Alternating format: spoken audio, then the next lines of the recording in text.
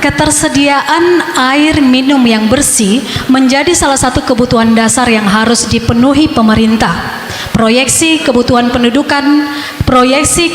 penduduk Kabupaten Nias atas air minum adalah 12,7 juta liter per hari, yang sebagian besar dipenuhi dari sumur tak terlindungi 32,22% dan mata air tak terlindungi 32,54%, yang jumlahnya juga semakin terbatas. Hanya 1,26% yang berasal dari ledeng meteran PDAM Tirta Umbu yang disediakan pemerintah Kabupaten Nias. Pertanyaannya, apa langkah konkret Anda 5 tahun ke depan sehingga penduduk dapat mengakses air minum yang bersih dari pemerintah secara mudah dan murah? Waktu Anda 2 menit dimulai ketika Anda berbicara. Baik, tentang air bersih apa yang disampaikan oleh moderator, itu kami dari paslon 2 ke depan untuk pengembangan air bersih ini kepada seluruh masyarakat Kabupaten Nias, karena terutama PDAM yang sudah ada sama kita sekarang ini berada di kota Gunung Sitoli sumbernya. Tetapi untuk pengembangan nanti di desa-desa atau di kecamatan-kecamatan itu harus bisa kita laksanakan sesuai dengan apa yang kita sampaikan di visi misi kita.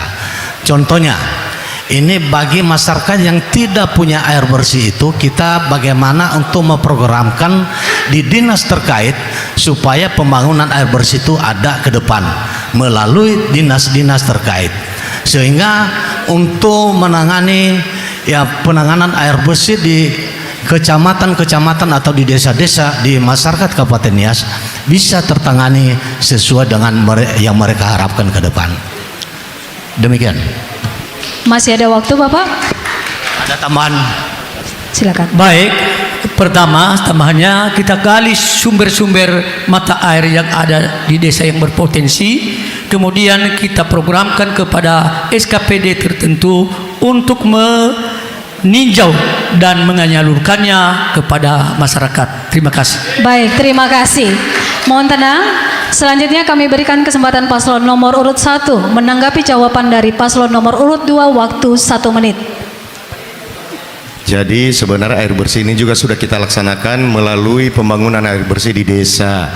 Jadi setiap tahun itu, tahun 2022 kita habiskan 12 miliar, 2023 14 miliar, dan 2024 10 miliar pembangunan air bersih di desa-desa.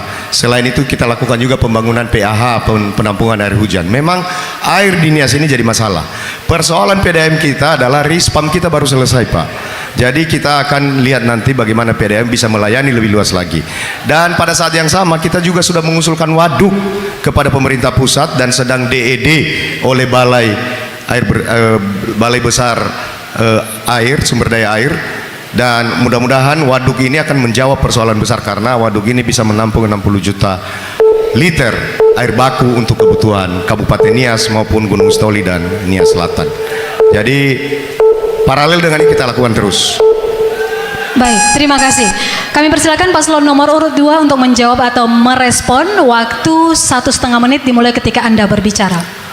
Baik, untuk penanganan air bersih ini sebenarnya di Kabupaten Nias, apa yang disampaikan oleh paslon 2 itu biaya yang ditelan selama ini beberapa tahun belakangan ini memang besar. Tetapi pengamatan kami, peninjauan kami di lapangan, pembangunan air bersih itu tidak signifikan.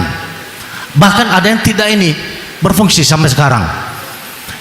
Ini ada beberapa desa saya lalui, tetapi ini saya lihat ini ada pepipaan, tetapi saya bilang aktif nggak airnya? Katanya tidak, Pak. 1 tetes pun tidak masuk airnya.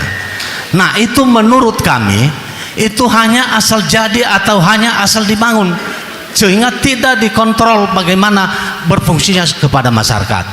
Nah, apabila kita menjadi pemimpin ke depan di Kabupaten Nias, kita kontrol, jangan kita hanya membuang uang rakyat tetapi tidak difungsikan di masyarakat.